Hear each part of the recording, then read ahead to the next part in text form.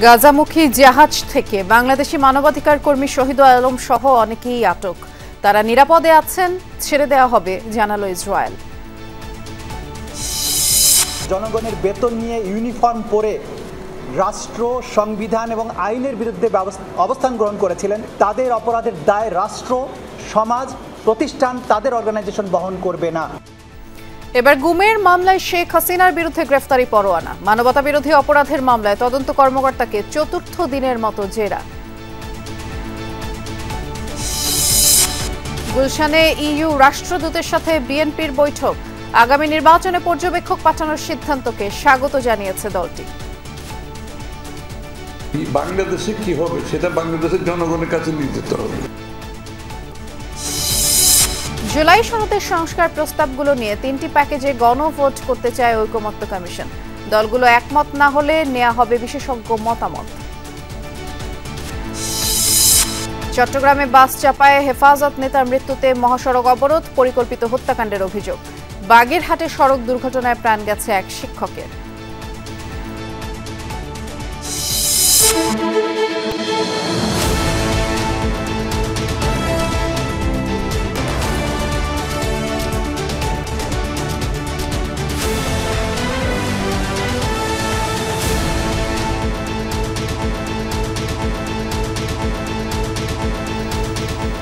শুভেচ্ছা, আমন্ত্রণ দুপুরে বাংলাদেশে। নুসরাত বৃষ্টি আপনাদের সাথে আছি। শিরোনামগুলো শুনছিলেন। বাংলাদেশি আলোকচিত্রী ও মানবাধিকার কর্মী শহীদুল আলমকে আটক করেছে ইসরায়েলি বাহিনী। ফ্রিডম ফ্লোটিলা কোয়ালিশনের গাজামুখী ত্রাণবাহী জাহাজ কনসায়েন্সে ছিলেন তিনি। বন্দী হওয়ার আগ মুহূর্তে দেওয়া ভিডিও বার্তা ইসরায়েলের বিরুদ্ধে অপহরণের অভিযোগ করেছেন শহীদুল। বুধবার বহরে থাকা আরও কয়েকটি জাহাজ আটক করে নেতানিয়াহু বাহিনী। ইসরায়েলি বাহিনীর কবজায় ফ্রিডম ফ্লোটিলা কোয়ালিশন এফএফসির জাহাজ কনসায়েন্স। আটক হলেন 1000 ম্যাডলিনস টু গাজা বহরে থাকা মানবাধিকার কর্মীরা। তাদের মধ্যেই আছেন বাংলাদেশের আলোকচিত্রী শহীদুল আলম। একদিন আগেই নিজেদের অবস্থান সম্পর্কে ভিডিও বার্তায় জানিয়েছিলেন তিনি। বলেছিলেন শিগগিরই রেড জোন বা বিপজ্জনক এলাকায় প্রবেশ করবে তাদের নৌযান। বুধবার সকালেই তাদের বহরের কয়েকটি জাহাজ ঘিরে ফেলে ইসরায়েলি বাহিনী। কিছুক্ষণের মধ্যেই নিয়ন্ত্রণে নেয় নৌযানগুলো। জাহাজে উঠে সিসিটিভি ক্যামেরা ভেঙে ফেলে সেনারা। আটক হওয়ার আগে নিজের ফেসবুক পেজে একটি ভিডিও বার্তা প্রকাশ করেন ড্রিকের প্রতিষ্ঠাতা শহীদুল আলম। নিজের পরিচয় দিয়ে বলেন, এই ভিডিও যতক্ষণে প্রকাশিত হবে ততক্ষণে ইসরায়েলি বাহিনী আটক করেছে তাদের জাহাজ। গাজার পক্ষে নিজের জোরালো অবস্থান ব্যক্ত করে বলেন, Israel গণহত্যাকারী। Shahidul Alam, a photographer and writer from Bangladesh. If you're seeing this video, we've been intercepted at sea and I've been kidnapped by the occupation forces of Israel. The country conducting genocide in Gaza with the active collaboration and assistance of the USA and other Western powers. I appeal to all my comrades and friends to continue fighting for the freedom of Palestine. ইসরায়েলের পররাষ্ট্র মন্ত্রণালয়ের বিবৃতিতে জানায়, নৌ অবরোধ ভঙ্গ করেছে আরেকটি বহর। তারা আটক করেছে কয়েকটি জাহাজ। বন্দীদের আশদোদ বন্দরে নিয়ে যাওয়ার কথা জানিয়েছে তারা। দাবি করা হয় সব যাত্রী নিরাপদে ও সুস্থ আছে। এমনকি আটককৃতদের শিগগিরই ছেড়ে দেওয়ার কথাও বলেছে ইসরায়েল। এর আগে গত সপ্তাহেই গাজামুখী ত্রাণবাহী সুমুদ ফ্লোটিলার 44টি জাহাজ জব্দ করেছিল ইসরায়েল। আটক হয়েছিলেন আলোচিত পরিবেশ কর্মী গ্রেটা থুনবার্গ সহ প্রায় 500 মানবাধিকার কর্মী। বেশিরভাগ ছাড়া পেলেও ইসরায়েলের বিরুদ্ধে বন্দী অবস্থায় অমানবিক আচরণের অভিযোগ করেছেন মুক্তিপ্রাপ্তরা। Dorothy Tasrin, Jamuna news. ঝামেলাবাজ আখ্যা দিয়ে ডাক্তার দেখানোর পরামর্শ দেয় মার্কিন প্রেসিডেন্ট ডোনাল্ড ট্রাম্পের উপর চটেছেন আলোচিত পরিবেশ ও মানবাধিকার কর্মী গ্রেটা থুনবার্গ। উল্টো ডোনাল্ড ট্রাম্পকেই মানসিক রোগী হিসেবে অভিযুক্ত করেছেন সুইডিশ এই অ্যাক্টিভিস্ট। এক ফেসবুক পোস্টে মার্কিন প্রেসিডেন্টের বক্তব্যের তীব্র প্রতিক্রিয়া জানান গ্রেটা থুনবার্গ। নিজ চরিত্র নিয়ে ডোনাল্ড ট্রাম্পের অতি প্রশংসামূলক মন্তব্য আর মানসিক স্বাস্থ্য নিয়ে উদ্বেগের জন্য ব্যঙ্গ করে ধন্যবাদ জানান থুনবার্গ। পোস্টে ট্রাম্পকে খোঁচা মেরে তার কাছ থেকে রাগ নিয়ন্ত্রণের জন্য পরামর্শ চান গ্রেটা থুনবার্গ। দাবি করেন, অতীত ট্র্যাক রেকর্ড দেখে বোঝা যায় মার্কিন প্রেসিডেন্ট নিজেই রাগ নিয়ন্ত্রণের সমস্যায় ভুগছেন।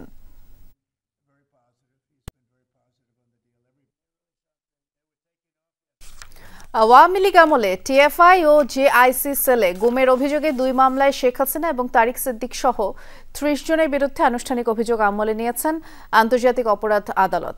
একই সাথে আসামিদের বিরুদ্ধে গ্রেফতারি পরোয়ানা জারি করা হয়েছে। ট্রাইব্যুনাল 1-এর চেয়ারম্যান বিচারপতি মোহাম্মদ গোলাম মর্তুজা মজুমদারের নেতৃত্বাধীন 3 সদস্যের বিচারিক প্যানেল ওই পরোয়ানা জারি করে। টিএফআই সেলের গুমের মামলায় শেখ হাসিনা ও তার নিরাপত্তা উপদেষ্টা তারিক আহমেদ সিদ্দিক সহ 17 জনকে আসামি করা হয়েছে। একই অভিযোগে জয়েন্ট ইন্টারোগেশন সেল জেআইসির গুমের মামলাতেও শেখ হাসিনা ও তারিক সিদ্দিক সহ 13 জনকে আসামি করা হয়েছে। দুটি মামলায় 30 আসামির বিরুদ্ধে 5টি পৃথক অভিযোগ আনা হয়েছে। গুমের মামলার আনুষ্ঠানিক অভিযোগ দাখিলের দিনে ট্রাইব্যুনালে উপস্থিত ছিলেন সালাউদ্দিন কাদের চৌধুরী সহ অন্যান্য ভুক্তভোগী পরিবারের সদস্যরা। আমি যখন 8টি বছর সে অন্ধকার ঘরে ছিলাম, তখন বারবার প্রশ্ন করতাম, কোথায় বাংলাদেশের সংবিধান, কোথায় আইনের বিধান, কোথায় আমাদের আইনজীবী বৃন্দ, যাদের সাথে আমি একসঙ্গে কাজ করেছি বছরের বছর। গুমের সাথে যারা জড়িত ছিল তাদের শাস্তি হবে এবং এই বাংলাদেশের মাটিতে একটা ন্যায় বিচার প্রতিষ্ঠা হওয়া। বিভিন্ন গোপন বন্দিশালায় বিভিন্ন ভিন্ন মতাবলম্বী রাজনৈতিক কর্মী, সাংবাদিক, ব্লগার, ভিন্ন চিন্তার যারা ধারণ করতেন, যারা সরকারের কর্মকাণ্ডের জন্য বাধা হয়ে দাঁড়িয়েছিলেন, সেই সমস্ত লোকদেরকে গোপন কারাগারে আটক রেখে নির্যাতন করা হয়েছে। অ্যাকশন ব্যাটালিয়ন এবং ডিজিএফআইয়ের বিভিন্ন পর্যায়ের বেশ কিছু অফিসার যারা আসামি হিসেবে আছেন তাদেরকে আমরা অন্তর্ভুক্ত করেছি। আমরা এটার মাধ্যমে একটা স্পষ্ট বার্তা দিতে চাই যে অপরাধ যারা করবেন, যারা আইনকে নিজের হাতে তুলে নেবেন, অপরাধীকে অবশ্যই বিচারের মুখোমুখি হতে হবে। আমরা আন্তর্জাতিক অপরাধ ট্রাইব্যুনালে যাব। আমাদের সহকর্মী মাইনুল মারুফ আছেন সেখানে। মাইনুল, একটু দুটি মামলায় শেখ হাসিনা সহ 30 আসামির বিরুদ্ধে তো 5টি পৃথক অভিযোগ আনা হয়েছে। এ বিষয়ে ব্রিফিংয়ে চিফ প্রসিকিউটর আর কি বললেন, একটু বিস্তারিত করে জানাবেন। আজকে কিন্তু একই দিনে মোট 3টি মামলার আনুষ্ঠানিক অভিযোগ ট্রাইব্যুনালে দাখিল করা হয়েছে এবং এ বিষয়ে কিন্তু অভিযোগ আমলে নেওয়ার শুনানি হয়েছে এবং অভিযোগ আমলে নেওয়ার শুনানি শেষে সেই 3টি অভিযোগেই কিন্তু আমলে নিয়েছেন ট্রাইব্যুনাল এবং 3টি মামলায় কিন্তু আসামিদের গ্রেপ্তারি পরোয়ানা জারি করা হয়েছে এবং পরবর্তীতে চিফ প্রসিকিউটর কিন্তু কথা বলেন আমাদের সাথে এবং যে শুনানি করেছিলেন ট্রাইব্যুনালের ভেতরে সেই বিষয়ে কিন্তু মূলত তিনি ব্রিফিং করেন সাংবাদিকদের এবং সেখানে তিনি বলেন যে সকল গুম হয়েছিল, যে সকল নির্যাতন হয়েছিল তা ছিল শেখ হাসিনাকে ক্ষমতায় টিকিয়ে রাখার জন্য এবং শেখ হাসিনা এই র্যাব, ডিজিএফআই সহ অন্যান্য যে সকল বাহিনী রয়েছে তাদেরকে ব্যবহার করেছেন তার ক্ষমতা আঁকড়ে রাখতে এবং বিরোধী দলকে দমন করতে এবং বিরোধী দলকে দমন করার জন্যই গুম, খুন, নির্যাতন সহ যে সকল ঘটনা ঘটেছে তার কিন্তু ঘটানো হয়েছিল এবং এখানে কিন্তু 2টি গুমের মামলা ছিল, তার মধ্যে একটি টিএফআই সেল এবং একটি জয়েন্ট ইন্টাগ্রেশন বা জেএসি সেলের গুমের মামলা এবং এই 2 মামলায় কিন্তু মোট 30 জন আসামি। জেএসি সেলে যে মামলা, সেই মামলার ক্ষেত্রে তিনি বলেছেন জেএসি সেলকে মূলত তারা আর্ট গ্যালারি বলতেন এবং সেখানে যাদেরকে গুম করা হতো তাদেরকে এক একটি আর্টের নামে ডাকতেন। সবচেয়ে গুরুত্বপূর্ণ আসামিকে মোনালিসা বলে ডাকতেন বলে কিন্তু শুনানিতে কিন্তু তাজুল ইসলাম উল্লেখ করেন। এছাড়া টিএফআই সেলকে হাসপাতালের নাম বা ক্লিনিকের নামে ডাকতেন এবং যেখানে যারা গুম করা হতো, যারা ভিকটিম ছিলেন তাদেরকে বিভিন্ন সাবজেক্ট হিসেবে উল্লেখ করা হতো এবং তাদেরকে নির্মমভাবে নির্যাতন করা হতো বলে কিন্তু তাজুল ইসলাম উল্লেখ করেন এবং বলেন যে কারো হাত কাটা হতো, কারো চোখ উপড়ে ফেলা হতো, পাশাপাশি যে ঘূর্ণন চেয়ারে তাদেরকে ঘুরিয়ে তীব্র নির্যাতন করা হতো এবং কেউ এই নির্যাতনে বেঁচে ফিরতেন, কেউ চিরতরেই হারিয়ে গিয়েছেন বলে তিনি উল্লেখ করেন। যারা বেঁচে ফিরেছেন তাদের মধ্যে আজকে কিন্তু সেই সকল পরিবার এবং তারাও কয়েকজন কিন্তু এসেছিলেন এবং তাদের মধ্যে ছিলেন মাইকেল চাকমা, হুমাম কাদের সহ আরও অনেকেই এবং তারা কিন্তু পরবর্তীতে কথা বলেন এবং এই যে গুমের ঘটনা ঘটেছিল তার কিন্তু বিচার দাবি করেছিলেন তারা। বেশ বিস্তারিত করে আপনি আমাদের জানাচ্ছিলেন, ধন্যবাদ মাইনুল মারুফ। এদিকে জুলাই আগস্টে রামপুরায় 28 জন হত্যার ঘটনায় সাবেক বিজিবি কর্মকর্তা লেফটেন্যান্ট কর্নেল রেদওয়ানুল ইসলাম সহ 4 জনের বিরুদ্ধে অভিযোগ আমলে নিয়ে গ্রেফতারি পরোয়ানা জারি করেছেন ট্রাইব্যুনাল। অভিযোগ আমলে নেওয়ার শুনানি শেষে এই আদেশ দেন আন্তর্জাতিক অপরাধ ট্রাইব্যুনাল 1। মামলায় অন্য 3 আসামি হলেন রাফাত বিন আলম মনু, রাশেদুল ইসলাম, মশিউর রহমান।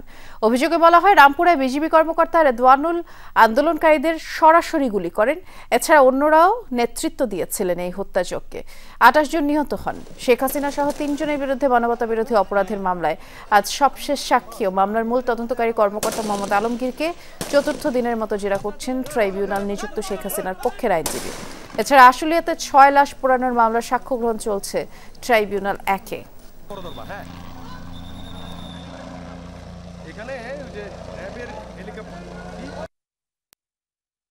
বিভিন্ন বাহিনীতে যারা দায়িত্ব পালন করতে গিয়ে জনগণের আস্থা, জনগণের বেতন নিয়ে ইউনিফর্ম পরে রাষ্ট্র, সংবিধান এবং আইনের বিরুদ্ধে অবস্থান গ্রহণ করেছিলেন, তাদের অপরাধের দায় রাষ্ট্র, সমাজ, প্রতিষ্ঠান, তাদের অর্গানাইজেশন বহন করবে না।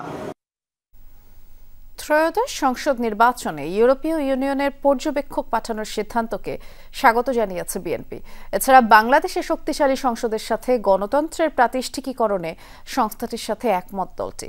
সকালে বিএনপি চেয়ারপারসনের গুলশান কার্যালয়ে দলের মহাসচিব মির্জা ফখরুল ইসলাম আলমগীরের সাথে ইউরোপীয় ইউনিয়নের রাষ্ট্রদূত মাইকেল মিলার ঘণ্টাব্যাপী বৈঠক করেন। পরে গণমাধ্যমে আলোচনার বিষয়বস্তু তুলে ধরেন বিএনপির স্থায়ী কমিটির সদস্য আমির খসরু মাহমুদ চৌধুরী। বলেন, নির্বাচন ঘনিয়ে আসায় দ্রুত নির্বাচন কমিশনকে তাদের দায়িত্ব পুরোপুরি বুঝিয়ে দেওয়া উচিত। সম্প্রতি সাবির হোসেন চৌধুরীর সাথে কূটনীতিকদের বৈঠকের বিষয়ে জানতে চাইলে আমির খসরু তা এড়িয়ে যান। বলেন, ব্যক্তি পর্যায়ে যে কারোর সাথে যে কারো বৈঠক হতেই পারে। নির্বাচন কোন পদ্ধতিতে নির্বাচন হবে তা বিদেশিরা নয়, জনগণই ঠিক করবে বলে মন্তব্য তার।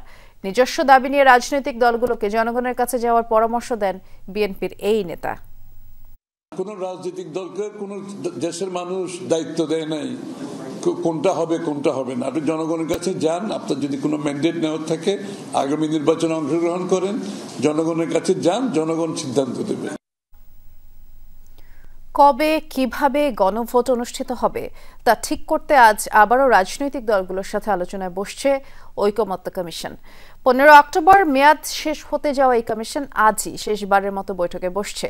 কমিশনের চিন্তা, নোট অফ ডিসেন্ট সহ জুলাই সনদে প্রস্তাবিত প্রতিটি সংস্কার প্রস্তাবের উপর 3টি আলাদা প্যাকেজে গণভোট হবে। এ নিয়ে রাজনৈতিক দলগুলো একমত না হলে নেওয়া হবে বিশেষজ্ঞ মতামত। গণভোট, যার মাধ্যমে জনগুরুত্বপূর্ণ কোনো বিষয়ে সংসদ বা সরকারের পরিবর্তে জনগণ নিজেরাই সিদ্ধান্ত দিতে পারেন। স্বাধীনতা পরবর্তী বাংলাদেশে এমন গণভোট হয়েছে 3টি, যার প্রথমটি ছিল জিয়াউর রহমানের আমলে শাসন ব্যবস্থার বৈধতা নিয়ে, পরেরটিও একই বিষয়ে হোসেন মাহমুদ এরশাদের আমলে, আর তৃতীয়টি 1991 সালে সাংবিধানিক বিল। তবে এবারের প্রেক্ষাপট ভিন্ন। 5 আগস্ট পরবর্তী পরিস্থিতিতে গত 8 মাস ধরে জাতীয় ঐকমত্য কমিশনের আলোচনায় সংবিধান এবং সংবিধানের বাইরে 84টি বিষয়ে সংস্কারে একমত হয়েছে রাজনৈতিক দলগুলো, যার বৈধতা দিতেই গণভোটের কথা বলছে রাজনৈতিক দলগুলো। এখন প্রশ্ন হচ্ছে, কিভাবে হবে এই গণভোট? বিএনপি বলছে অধ্যাদেশ জারির মাধ্যমে গণভোট আয়োজনের কথা, আর জামায়াত ও এনসিপি চায় সাংবিধানিক আদেশ জারির মাধ্যমে। রাজনৈতিক দলগুলোর সাথে আলোচনায় সিদ্ধান্ত না হলে বিশেষজ্ঞদের মতামত নেবে ঐকমত্য কমিশন। তবে সংবিধান বিশেষজ্ঞরা বলছেন সাংবিধানিক আদেশ জারির আইনগত ভিত্তি নেই। গণভোটের জন্য আয়োজন সংক্রান্ত নির্বাচন কমিশনকে আয়োজন করতে হবে, সেই সংক্রান্ত হয়তো একটা অধ্যাদেশ জারি করতে হবে। সে ব্যাপারেও এখনো সুস্পষ্ট ঐক্যমত্যে পৌঁছা যায়নি। একটা রাষ্ট্রে তো 2 রকম কনস্টিটিউশনাল প্রসেস থাকতে পারবে না, এটা আমাদেরকে বুঝতে হবে। কনস্টিটিউশন তো সর্বোচ্চ আইন, এইটা কোনো পর্যায়ে পার্লামেন্টের মাধ্যমে কনস্টিটিউশনের পার্ট হয়ে যেতে পারে, যে গণভোটে এই যে বিষয়গুলো পাস হয়েছিল এটা পার্ট অফ দি কনস্টিটিউশন হবে, সেটা হতে পারে। কিন্তু সুপার কনস্টিটিউশন হওয়ার তো কোনো জিনিসেরই আসলে আইনগতভাবে সুযোগ নেই। গণভোট হলে কি থাকবে ব্যালটে? কমিশন ভাবছে 84টি সংস্কার প্রস্তাব 3 প্যাকেজে ভাগ করে হতে পারে এই গণভোট। সাংবিধানিক ও এর বাইরের বিষয়গুলো থাকবে আলাদা 2টি করে প্যাকেজে। 11টি নোট অফ ডিসেন্টের বিষয় নিয়ে থাকবে আলাদা প্যাকেজ। যেগুলোতে সংবিধান সংশোধন লাগবে না এটা হয়তো একটা প্যাকেজ হবে, আরেকটা যেখানে সংবিধান সংশোধন লাগবে সেটা আরেকটা প্যাকেজ হতে পারে, কিন্তু আরেকটা প্যাকেজ হতে পারে যেখানে নোট অফ ডিসেন্ট আছে। তো তো এই প্যাকেজগুলোর উপর নির্বাচন হবে, না ভোট দেওয়ার সুযোগ থাকবে মানুষের। যদিও গণভোটে নোট অফ ডিসেন্টের 11টি বিষয়ে রাখা না রাখা নিয়ে আছে ভিন্নমত। সংবিধান বিশেষজ্ঞরা বলছেন গণভোটে নয়, নোট অফ ডিসেন্টের ভবিষ্যৎ নির্ভর করবে পরবর্তী নির্বাচিত সরকারের উপর। এখানে তো মত দ্বিমত থাকবে, কিন্তু তারা যখন গণভোটে যাবেন তখন তো কংক্রিট বিষয়গুলো নিয়ে যেতে হবে। নোট অফ ডিসেন্টের বিষয়টা পার্লামেন্টে তারা হয়তো পরে আলোচনা করে ঠিক করবেন যে তারা এই জায়গাগুলো কিভাবে করবেন, কারণ এটা তো আলটিমেটলি রাটিফিকেশনের জন্য সবই পার্লামেন্টে যেতে হবে। এই টাইমের যত কাজ আছে সবই পার্লামেন্টে 2/3 মেজরিটিতে এটা রাটিফিকেশন লাগবে। 15ই অক্টোবর মেয়াদ শেষ হবে জাতীয় ঐক্যমত্য কমিশনের। তার আগেই জুলাই জাতীয় সনদের পূর্ণতা দিতে চায় commission. Arifur Rahman Sabuj, Jamuna news, Dhaka. Foreign service একাডেমিতে জাতীয় ঐকমত্য কমিশনের যে সভা সেটি চলছে। আমাদের সহকর্মী লাভলি বিথি সেখানে আছেন, তিনি আমাদের জন্য অপেক্ষা করছেন। বিথি, জুলাই সনদ নিয়ে গণভোট এবং বিশেষজ্ঞদের মতামত নিয়ে কোনো আলোচনা হয়েছে কিনা একটু বিস্তারিত করে জানাবেন আমাদের।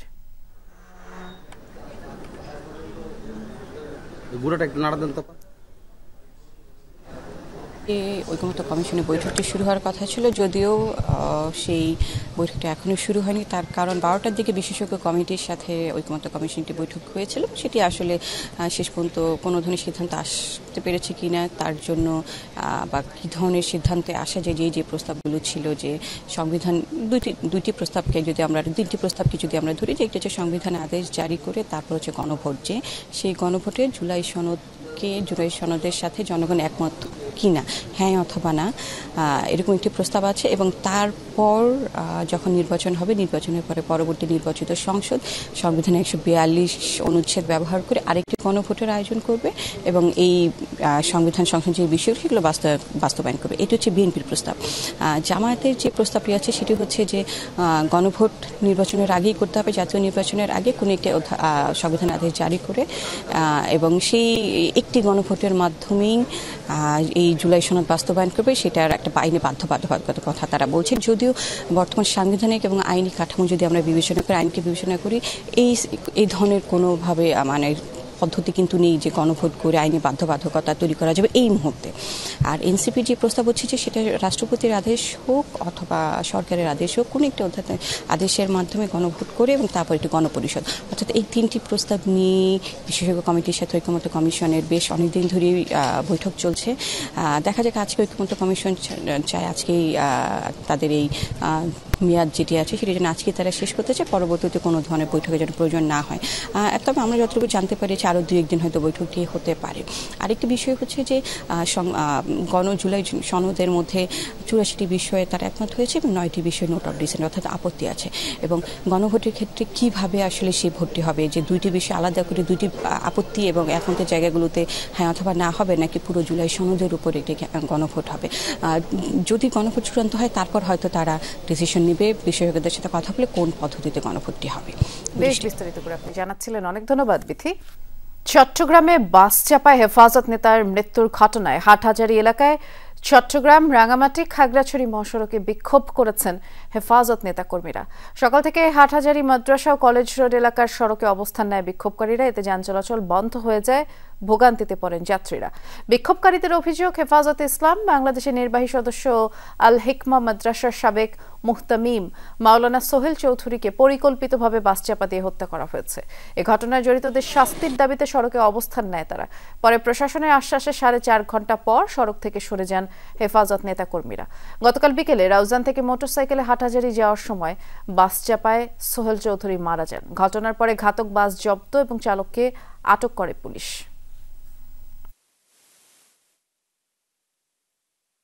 যারা সেখানে ছিল সবাই স্পষ্ট করে বলছে যে এটাকে পরিকল্পিতভাবে ওনাকে চাপিয়ে দেওয়া হয়েছে, চাপিয়ে দিয়ে একেবারে উনি মারা গেছেন। প্রশাসনকে জানিয়েছে যে আমরা এই তদন্তের দৃষ্টান্তমূলক কি শাস্তি চাই এবং এই নিহতর পরিবারকে একটা ক্ষতিপূরণ আমরা চাই। এদিকে বাগেরহাটে বাস চাপায় স্কুল শিক্ষক নিহতের প্রতিবাদে ঘণ্টাব্যাপী সড়ক অবরোধ করে বিক্ষোভ করেছে শিক্ষার্থীরা। সকালে সাইনবোর্ড বগি আঞ্চলিক মহাসড়কের মোল্লাবাড়ি এলাকায় ঘটনা ঘটে। আসাদুর রহমান দৈবজ্ঞহাটি বিশেশ্বর বহুমুখী মাধ্যমিক বিদ্যালয়ের গণিতের সহকারী শিক্ষক ছিলেন। সকালে ঢাকামুখী দোলা পরিবহনের একটি বাসের চাপায় ঘটনাস্থলেই তার প্রাণ যায়। খবর পেয়ে বাস ভাঙচুর এবং রাস্তা অবরোধ করে বিদ্যালয়ের শিক্ষার্থীরা। এ সময় যান চলাচল বন্ধ হয়ে যায়। 1 ঘন্টা পর সড়ক থেকে বিক্ষুব্ধরা সরে যায়।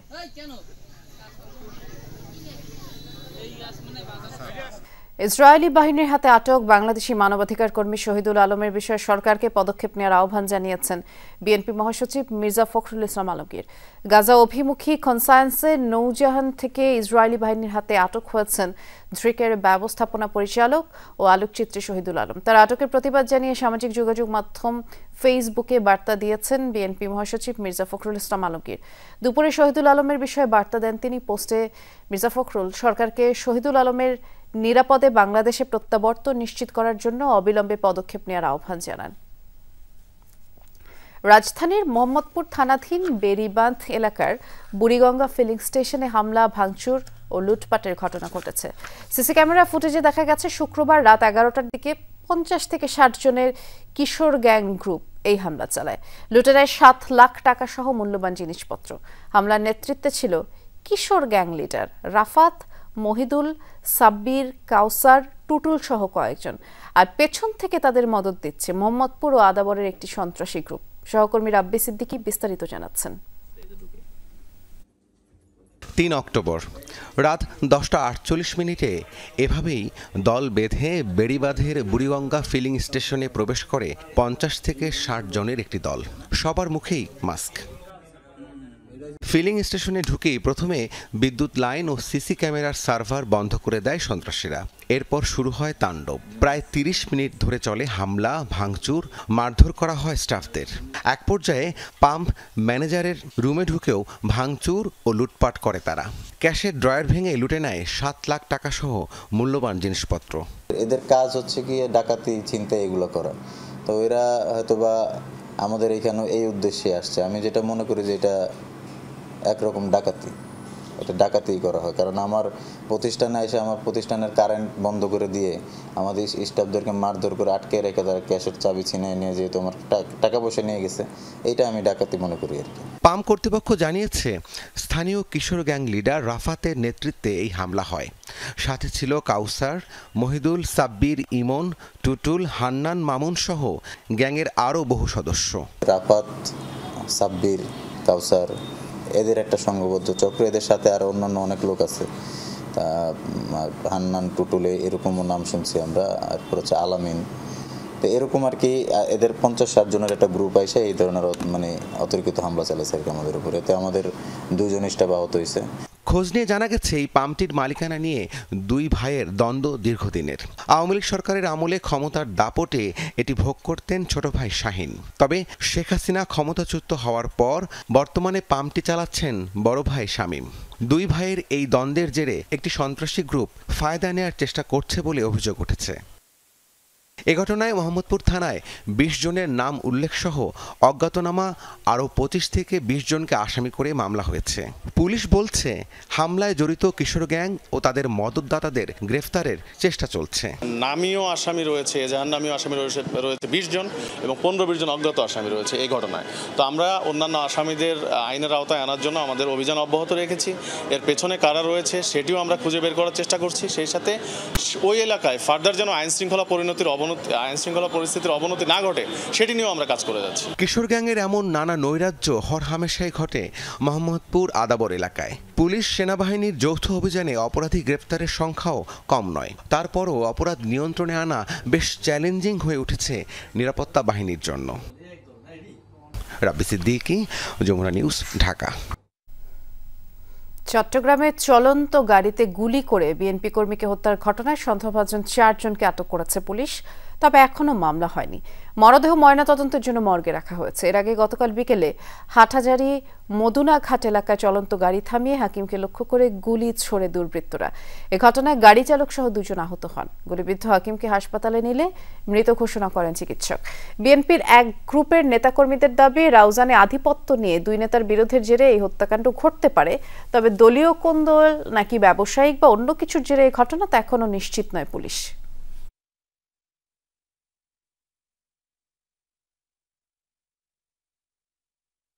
সাসপেক্টেড 4 জন আমাদের গ্রেপ্তার হয়েছে, আর মামলা এখন এই মুহূর্ত পর্যন্ত হয়নি, মামলা কার্যক্রম চলছে। আশা করি এই ঘটনায় এর পিছনে যারা জড়িত আছেন তাদেরকে আমরা গ্রেপ্তার করতে সমর্থ করব। এখানে রাজনৈতিক যে বিভেদ, এটা এমন এক পর্যায়ে নিজেরাই নিয়ে গেছেন তারা এর সমাধান কিভাবে খুঁজবেন আমরা জানি না।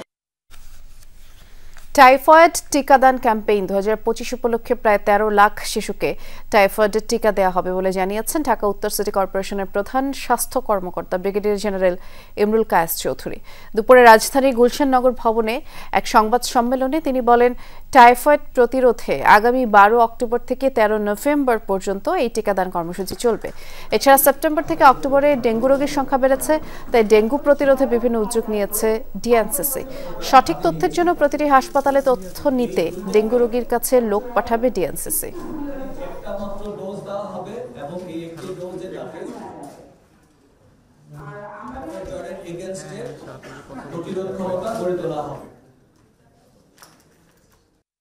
বারোই অক্টোবর থেকে 2025 থেকে 13ই নভেম্বর 2025 পর্যন্ত মাসব্যাপী টাইফয়েড টিকাদান কর্মসূচির একটি প্রোগ্রাম হাতে নেওয়া হয়েছে। এই প্রোগ্রামের আওতায় আমাদের টার্গেট হচ্ছে 12,49,609 জন শিশুকে টাইফয়েড ভ্যাকসিনের আওতায় আনা।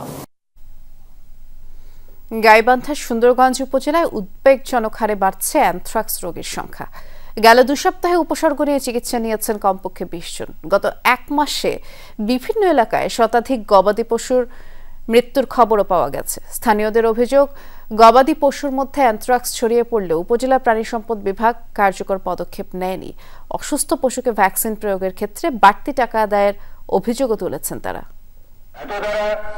সর্বসাধারণের অবগতির জন্য জানানো যাচ্ছে যে অ্যানথ্রাক্সের প্রকোপ বেড়ে যাওয়ায় স্থানীয়দের সচেতন করতে প্রশাসনের উদ্যোগে মাইকিং। আতঙ্কিত না হয়ে সচেতন হই। গেল 2 সপ্তাহে গাইবান্ধার সুন্দরগঞ্জে অ্যানথ্রাক্সে আক্রান্ত হয়ে চিকিৎসা নিয়েছেন 20 জন। আক্রান্তদের মধ্যে পুরুষের পাশাপাশি গবাদি পশু জবাই ও রান্নার কাজে সম্পৃক্ত নারীরাও রয়েছেন।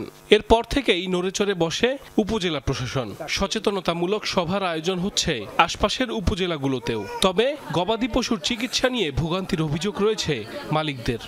অক্ত সিটে যাওয়াতে এই মশা দিছি, মশা যাওয়াতে আমার চোখে এই অবস্থা। প্রাণী সম্পদের কর্মকর্তা তারাও আসে নাই।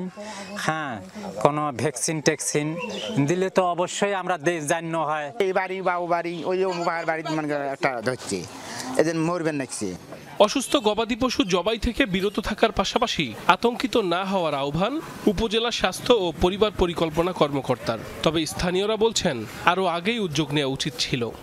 মানুষজন যেন কোনোভাবে আতঙ্কিত না হয় এবং কেউ যেন কোনো অসুস্থ যদি হয় গবাদি পশু, সেটাকে যেন তারা স্থানীয় পর্যায়ে জবাই না করে, তারা যেন অবশ্যই স্থানীয় প্রাণী সম্পদ দপ্তরের সাথে যোগাযোগ করে চিকিৎসা নেয়। গরু দিয়ে মনে করেন মানুষের ধরছি, ডাক্তার না আসি, ডাক্তার ডাকতেও পাইনি। উপজেলা প্রাণী সম্পদ কর্মকর্তা জানান, অ্যানথ্রাক্স প্রতিরোধে এরই মধ্যে কাজ করছে 16টি মেডিকেল টিম। তবে জনবল সংকটের কারণে টিকা কার্যক্রমে ধীরগতি রয়েছে বলে স্বীকার করেন তিনি। লক্ষণ সহ আমরা প্রায় 1 মাস যাবত কিছু কিছু গরু পাচ্ছি। এই জাতীয় অসুস্থ গরু আমরা 18টা পেয়েছি এবং চিকিৎসা দিয়ে ওগুলো সুস্থ হয়েছে। টাকা নিচ্ছে এরকম অভিযোগ আপনি লিখিতভাবে আমাকে দেন, কে নিচ্ছে আমরা তার বিরুদ্ধে শাস্তিমূলক ব্যবস্থা নিব, কারণ আমরা তো তাদের বেশি টাকা নিতে বলি নাই। সুন্দরগঞ্জ উপজেলায় প্রায় 3 লাখ গবাদি পশু রয়েছে। এর বিপরীতে এখন পর্যন্ত বরাদ্দ মিলেছে মাত্র 26,400 টিকার। সাইফ আহমেদ, যমুনা নিউজ। দর্শক, সমসাময়িক ইস্যুতে সচিবালয়ে সাংবাদিকদের সাথে কথা বলছেন বন ও পরিবেশ উপদেষ্টা সৈয়দ রিজওয়ানা হাসান। আমরা সরাসরি যাচ্ছি। থাকবে সেখানে আতঙ্কিত হবার কিছু নেই। আমরা প্রক্রিয়া অনুসরণ করছি এই জন্য যে আমরা একটা জায়গায়, এটা কোনো চাপিয়ে দেওয়ার বিষয় না। চাপিয়ে দিলে কোনো কিছুই আর আপনার টেকসই হবে না। এটা আমরা এর আগেও দেখেছি, কিন্তু 3 দলীয় রূপরেখা, তারপরেও আমরা 111-এর সময় দেখেছি। আমরা চাপিয়ে না দিয়ে সকলে একমত হয়ে যেটুকুন করতে চাইবে আমরা সেটুকুন সংস্কারের ঐক্যমত এবং পদ্ধতির ঐক্যমতের দিকেই যাব। এবং এই যে এটা রাজনৈতিক আলোচনা, এখানে তো উত্তাপ থাকবে, তাপ থাকবে, এখানে একমত থাকবে, সবই থাকবে, এটা তো খুবই স্বাভাবিক।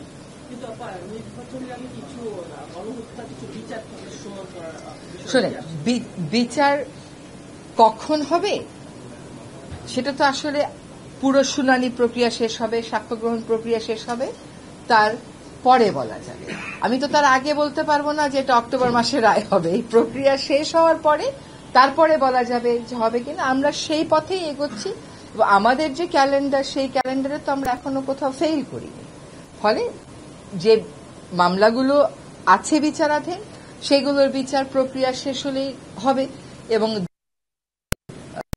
বিচারের রায় হয়। এটা তো অসম্ভব 1.5 বছরে বিচারের রায় হয়।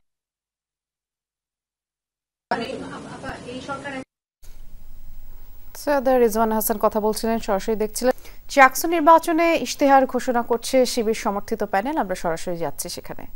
ফুড সেল গঠন করা, ফুড সেল কর্তৃক বিশ্ববিদ্যালয় এলাকায় হোটেল ও বাজার সমূহে সুলভ মূল্যে ও মান নির্ধারণে তদারকি করা, ক্যাফেটেরিয়া সমূহের সংস্কার এবং সাশ্রয়ী মূল্য নিশ্চিত করা। 5. সেশন জট নিরসন করা। প্রতিটি ডিপার্টমেন্টে একাডেমিক ক্যালেন্ডার কার্যকর করা, পরীক্ষার রুটিন, রেজিস্ট্রেশন এবং ফল প্রকাশ ডিজিটাল সিস্টেমে রূপান্তর করে প্রশাসনিক দীর্ঘসূত্রিতা কমিয়ে আনা। 6. কটেজ অথবা মেসে অবস্থানরত শিক্ষার্থীদের সুবিধা। বিশ্ববিদ্যালয় সংলগ্ন কটেজ ও মেস সমূহে পর্যাপ্ত বিদ্যুৎ, পানি এবং অনলাইন সুবিধা নিশ্চিত করা, কটেজ সমূহের সংস্কার ও ভাড়া নির্ধারণে কর্তৃপক্ষের তদারকি নিশ্চিত করা।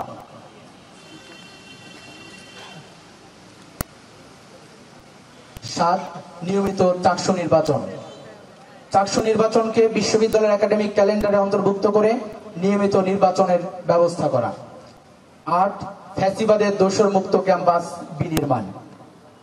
চট্টগ্রাম বিশ্ববিদ্যালয়কে ফ্যাসিবাদের চিহ্ন ও দোসর মুক্ত করা, ফ্যাসিবাদী ব্যবস্থা, কাঠামো ও সংস্কৃতি চর্চা বিলুপ্ত করা, জুলাই বিপ্লবের শিক্ষার্থীদের উপর হামলায় প্রত্যক্ষ ও পরোক্ষভাবে জড়িত ছাত্র, শিক্ষক, কর্মকর্তা, কর্মচারীদের একাডেমিক ও ফৌজদারি আইনে শাস্তি নিশ্চিত করা, শহীদ ফরহাদ হোসেন ও শহীদ হৃদয়চন্দ্র তরুয়া সহ ফ্যাসিবাদী আমলের ছবিতে সংগঠিত সকল হত্যাকাণ্ড ও নিপীড়নের সুষ্ঠু তদন্ত এবং বিচারের ব্যবস্থা করা।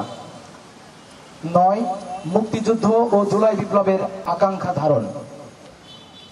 1947, 52, 59, 71, 90 এবং সর্বশেষ 2024-এর গণমুক্তির আকাঙ্ক্ষা বাস্তবায়নে ছাত্র সমাজকে ঐক্যবদ্ধ করা এবং কাঙ্ক্ষিত বাংলাদেশ গঠনে নেতৃত্ব প্রদান করা।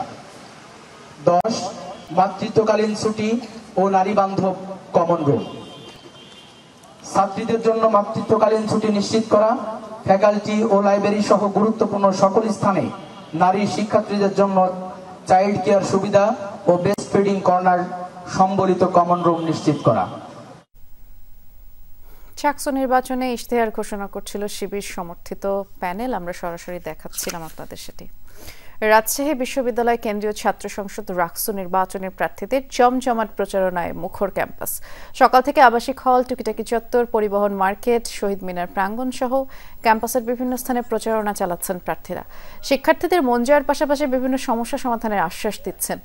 গতকাল একে অপরের বিরুদ্ধে নির্বাচনী আচরণবিধি লঙ্ঘনের অভিযোগ তুলে ছাত্র শিবির ও ছাত্রদল, তবে সকাল থেকে তারাও প্রচারণায় নেমেছেন।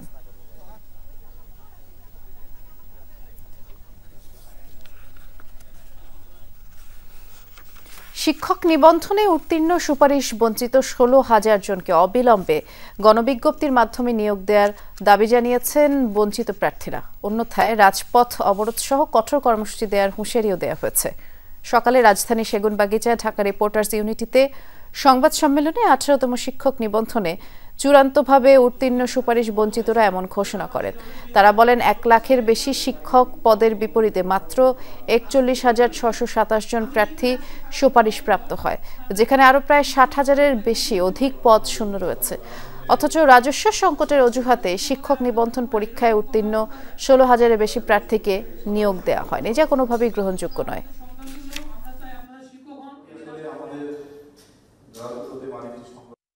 যদি আমাদের বিষয়ে খুব দ্রুত সময়ের মধ্যে যথাযথ সিদ্ধান্ত না নেওয়া হয় এবং আমাদেরকে যদি নিয়োগ না দেওয়া হয় বিশেষ গণবিজ্ঞপ্তির মাধ্যমে, আমরা এই 16,000 শিক্ষক কিন্তু বসে থাকবো না। আমাদের পরিবার সহ কিন্তু রাস্তায় আসবে, রাজপথে নেমে আসবে। নিজের জীবনকে বিলিয়ে দিতেও তারা কিন্তু কোনো কার্পণ্য করবে না।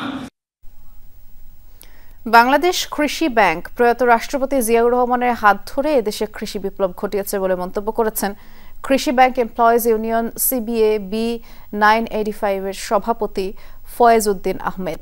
দুপুরে কৃষি ব্যাংকের কুমিল্লা নগরীর শাকতলা শাখায় কৃষি bank employees union CBA B 985 এর বিভাগীয় সম্মেলনে অংশ নেন তিনি।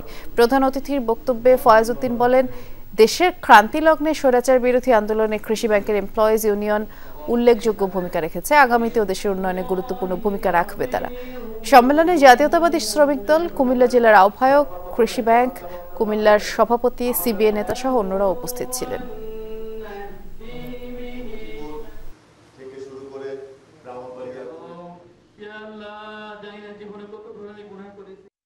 যে বিপ্লব ঘটেছে, বাংলাদেশে কৃষি বিপ্লব ঘটেছে, সেটা শহীদ রাষ্ট্রপতি জিয়া রহমানের নেতৃত্বে হয়েছিল। শহীদ স্যারকে পতন ঘটাচ্ছে একটা পর্যায়ে বেগম খালেদা জিয়ার নেতৃত্বে সরকার গঠন হয়েছে। তখনও কৃষি ব্যাংকের ভূমিকাতে জাতীয়তাবাদী শ্রমিক দলের অন্তর্ভুক্ত এমপ্লয়িজের ভূমিকা রেখেছিল। কন্যা শিশু অবহেলার পাত্র নয়, তারাও হাল ধরতে পারে, তারাও চায় বাঁচতে। এই বার্তা নিয়ে উদযাপিত হলো জাতীয় কন্যা শিশু দিবস 2025। মহিলা ও শিশু বিষয়ক মন্ত্রণালয় এবং জাতীয় কন্যা শিশু অ্যাডভোকেসি ফোরামের যৌথ উদ্যোগে হয় বর্ণাঢ্য র্যালি আর আলোচনা সভা। তাতে কন্যা শিশুদের এগিয়ে যাওয়ার পথকে আরো মসৃণ করার অনুপ্রেরণা দেয়া হয়। শিশু কন্যাদের পাশেই আছে দেশ, দেয়া হয় এই আশ্বাসও। স্বপ্ন গড়ি, সাহসে লড়ি আর দেশের কল্যাণে কাজ করি। সমাজের সব বাধা পেরিয়ে শিশু কন্যাদের আরও উদ্যমী করতে এমন প্রতিপাদ্য নিয়েই পালিত হলো জাতীয় শিশু কন্যা দিবস 2025। মহিলা ও শিশু বিষয়ক মন্ত্রণালয় এবং জাতীয় কন্যা শিশু অ্যাডভোকেসি ফোরামের সমন্বয়ে সকালে ঢাকা বিশ্ববিদ্যালয় সুইমিং পুল গেট থেকে র্যালির মাধ্যমে শুরু হয় উদযাপন। এতে অংশ নেয় বিভিন্ন শিক্ষা প্রতিষ্ঠানের শিশুরা। জাতীয় কন্যা শিশু ফোরামের র্যালি শেষে শিশু একাডেমিতে হয় আলোচনা। অনুষ্ঠানের বিভিন্ন পর্যায়ে নিজের অভিজ্ঞতা এবং রাষ্ট্রের প্রতি প্রত্যাশা ব্যক্ত করেন কন্যা শিশুরা। নারী অধিকারের সঠিক ধারণা, ন্যায্যতা এবং নিরাপত্তা। আলোচনা সভায় জাতীয় কন্যা শিশু অ্যাডভোকেসি ফোরামের সভাপতি বদরুল আলম মজুমদার বলেন, দিবস উদযাপনের লক্ষ্য অবহেলা নয়, কন্যা শিশুদের অস্তিত্বকে উদযাপন করা। কন্যা শিশু দিবস পালনের একটা উদ্দেশ্য হলো উই সেলিব্রেট দি গার্লস। আমরা উদযাপন করি মেয়েদেরকে। জন্মের পর থেকে যে বৈষম্য হয়, জন্মের পর থেকে যে অবহেলিত হয়, জন্মের পর থেকে যে নির্যাতিত হয় না, কিন্তু বিভিন্নভাবে বৈষম্যের শিকার হয়, তার অবসান বাল্যকাল থেকে শুরু হওয়া দরকার। এ সময় কন্যা শিশুদের অনুপ্রেরণা দেন মহিলা ও শিশু বিষয়ক মন্ত্রণালয়ের উপদেষ্টা শারমিন এস মুর্শিদ। কোনো বাধা এলেই মন্ত্রণালয়ের সঙ্গে সরাসরি যাতে যোগাযোগ করতে পারে শিশুরা, সেই সংযোগ পথও উন্মোচন করেন তিনি। আমাদের এই বাচ্চারা মৌলিক সমস্যার কথা বলেছে, যেটা নিয়ে রাষ্ট্র অবশ্যই খুব গভীরভাবে ভাবছে।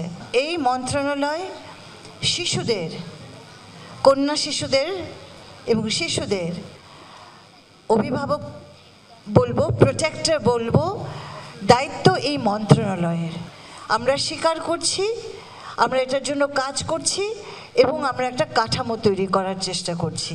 আমরা জোর করতালির মাধ্যমে অনুষ্ঠানের শেষ পর্যায়ে রচনা এবং চিত্রাঙ্কন প্রতিযোগিতায় জয়ী শিক্ষার্থীদের পুরস্কার বিতরণ করা হয়। শেষ পর্যায়ে শিশুদের সাংস্কৃতিক আয়োজনের মধ্য দিয়ে শেষ হয় বর্ণাঢ্য এই আয়োজন। Sumaiya Oishi, Jamuna news, Dhaka. Dhaka reporters unity DRU best reporting award 2025-এ স্পন্সর প্রতিষ্ঠান হিসেবে যুক্ত হচ্ছে মোবাইল ফিনান্সিয়াল সার্ভিস নগদ। এই পুরস্কারের নাম দেওয়া হয়েছে নগদ ডিআরইউ বেস্ট রিপোর্টিং অ্যাওয়ার্ড 2025। সকালে ঢাকা রিপোর্টার্স ইউনিটিতে এক সংবাদ সম্মেলনে যৌথভাবে এই ঘোষণা দেওয়া হয়। এবছর প্রিন্ট, অনলাইন, টেলিভিশন, রেডিও এই দুই ভাগে 25টি ক্যাটাগরিতে বিষয়ভিত্তিক প্রতিবেদনের জন্য পুরস্কার দেওয়া হবে। পাশাপাশি সব মিডিয়ার জন্য উন্মুক্ত করে আরও দুটি বিশেষ পুরস্কার সহ 27টি সেরা রিপোর্টের জন্য পুরস্কারের ঘোষণা দেওয়া হয়েছে। ডিআরইউ সদস্যদের গত 1 সেপ্টেম্বর 2024 থেকে 30 সেপ্টেম্বর 2025-এর মধ্যে প্রকাশিত এবং প্রচারিত প্রতিবেদন অ্যাওয়ার্ডে মনোনয়নের জন্য জমা দিতে হবে। 8 অক্টোবর থেকে রিপোর্ট জমা নেওয়া শুরু হবে, যা শেষ হবে 17 অক্টোবর। আমরা কিন্তু পুলিশার পুরস্কার দিচ্ছি না, কিন্তু বাংলাদেশের যারা সেরা রিপোর্টার তাদেরকে কিন্তু এই প্রতিষ্ঠান থেকেই আমরা এই অ্যাওয়ার্ডটা দিয়ে থাকি এবং সেরা সেরা রিপোর্টের জন্য। তো সেক্ষেত্রে আমরা নবমকে ধন্যবাদ জানাচ্ছি। গাজামুখী ত্রাণবহরে হামলা ও উপত্যকায় আগ্রাসনের প্রতিবাদে এবার উত্তাল লাতিন আমেরিকার বিভিন্ন দেশ। মঙ্গলবার ভেনেজুয়েলা, চিলি, ব্রাজিল, কলম্বিয়ার রাজধানী সহ প্রধান শহরে বিক্ষোভ প্রতিবাদ অনুষ্ঠিত হয়। অংশ নেন লাখো মানুষ। এ সময় অবিলম্বে গাজায় ইসরায়েলি আগ্রাসন বন্ধের দাবি করা হয়। এর পাশাপাশি ত্রাণবাহী বহরে ইসরায়েলি নৌবাহিনীর বাধা, মানবাধিকার কর্মীদের আটকের ঘটনার কঠোর নিন্দা জানানো হয়। ইসরায়েল সন্ত্রাসীর মতো আচরণ করছে বলেও জানান বিক্ষোভকারীরা। গাজা ইসরায়েলি গণহত্যার জন্য যুক্তরাষ্ট্র সহ পশ্চিমা দেশগুলোর সমর্থনকেও দায়ী করা হয়।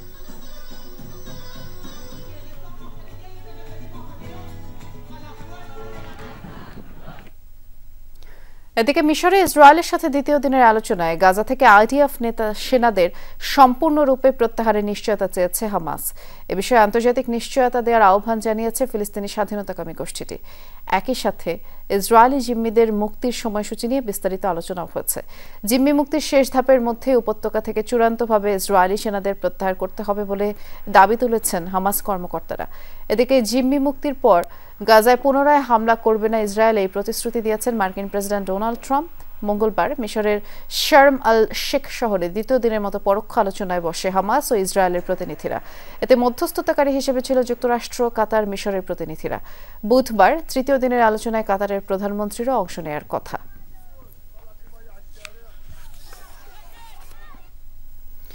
পাকিস্তানকে অত্যাধুনিক প্রযুক্তির ক্ষেপণাস্ত্র দিবে যুক্তরাষ্ট্র, যা আকাশ থেকে আকাশে নিক্ষেপযোগ্য। ওয়াশিংটনে প্রকাশিত এক সরকারি নথিতে বিষয়টি নিশ্চিত করা হয়েছে। চুক্তি অনুযায়ী 2030 সালের মধ্যেই AIM 120D/3 সংস্করণের মধ্যপাল্লার ক্ষেপণাস্ত্র হাতে পাবে পাকিস্তানের বিমান বাহিনী। ধারণা করা হচ্ছে মিসাইলটি হাতে পেলে এয়ার টু এয়ার ফাইটে ব্যাপক সক্ষমতা বাড়বে ইসলামাবাদের, আর মাথা ব্যথার বড় কারণ হয়ে দাঁড়াতে পারে নয়াদিল্লির জন্য। আকাশে মুখোমুখি লড়াইয়ের জন্য সারা বিশ্বে সুপরিচিত মার্কিন অ্যামরাম মিসাইল, যার কেতাবি নাম AIM 120। শত্রুপক্ষের বিমানকে ঘায়েল করতে অতি সক্ষম সেরা 10 এয়ার টু এয়ার মিসাইলের মধ্যে এটি অন্যতম, যা 1991 সাল থেকে ব্যবহার করে আসছে মার্কিন সামরিক বাহিনী। মিসাইলটির 4 সংস্করণ তৈরি করেছে শীর্ষ মার্কিন সমরাস্ত্র নির্মাতা প্রতিষ্ঠান রেডিয়ান টেকনোলজিস, যার ডেল্টা ভার্সন পাকিস্তানকে দিতে যাচ্ছে যুক্তরাষ্ট্র। ইসলামাবাদের কাছে অত্যাধুনিক এই ক্ষেপণাস্ত্র বিক্রির অনুমোদন দিয়েছে ওয়াশিংটন, যা এক সরকারি নথিতে নিশ্চিত করা হয়েছে। চুক্তির আর্থিক মূল্য প্রায় $2.5 বিলিয়ন মার্কিন ডলার। চুক্তি অনুসারে 2030 সালের মধ্যে AIM 120D3 মডেলের মাঝারি পাল্লার এয়ার টু এয়ার ক্ষেপণাস্ত্রটি হাতে পাবে পাকিস্তানের বিমান বাহিনী, যা যুক্তরাষ্ট্রের অ্যামরাম সিরিজের সবচেয়ে অত্যাধুনিক। সাধারণত মার্কিন F-15, F-16, F-22 এবং F-35 মডেলের যুদ্ধ বিমানগুলোতে ব্যবহার করা হয়ে থাকে অ্যামরাম মিসাইল, যার অর্থ যুক্তরাষ্ট্রের দেয়া F-16 ফাইটার জেটের সাথে নতুন এই ক্ষেপণাস্ত্রের জুটি আরও সুসজ্জিত করবে পাকিস্তানের বিমান বাহিনীকে, যা প্রতিবেশী ও চিরবৈরী ভারতের কপালে ফেলছে চিন্তার ভাঁজ। শুধু পাকিস্তান নয়, তুরস্ক, সৌদি আরব, কাতার, বাহরাইন সহ আরও কয়েকটি মিত্র দেশকে অ্যামরাম ক্ষেপণাস্ত্র দেবে যুক্তরাষ্ট্র। অনিক রহমান, যমুনা নিউজ। স্থানীয় প্রশাসনের চরম আপত্তি আর বিক্ষোভের পরও ন্যাশনাল গার্ড মোতায়েন করা হয়েছে যুক্তরাষ্ট্রের শিকাগোয়। মঙ্গলবার শহরটিতে 700 সেনা প্রবেশ করেছে, আর এমন পদক্ষেপে ক্ষোভ ছেড়েছেন ইলিনয় রাজ্যের গভর্নর। বলেন, অযাচিত হস্তক্ষেপ করছে কেন্দ্রীয় সরকার। অবৈধ অভিবাসীদের দমনের নামে ডেমোক্র্যাট শাসিত শহরগুলো বেশ কিছুদিন ধরেই অভিযান চালাচ্ছে অভিবাসন বিষয়ক সংস্থা আইস, আর এরই অংশ হিসেবে বিভিন্ন শহরের ন্যাশনাল গার্ডের সেনা মোতায়েনের সিদ্ধান্ত জানান প্রেসিডেন্ট ট্রাম্প। এমন পদক্ষেপের বিরুদ্ধে কিছুদিন আগে আদালতের দ্বারস্থ হয় শিকাগো প্রশাসন। পরিসংখ্যান বলছে শহরটিতে উল্লেখযোগ্য হারে কমেছে হত্যাকাণ্ড সহ ম্যাস শুটিং এর ঘটনা। আর এই ছিল দুপুরে বাংলাদেশের আয়োজনের সাথে থাকার জন্য ধন্যবাদ সবাইকে।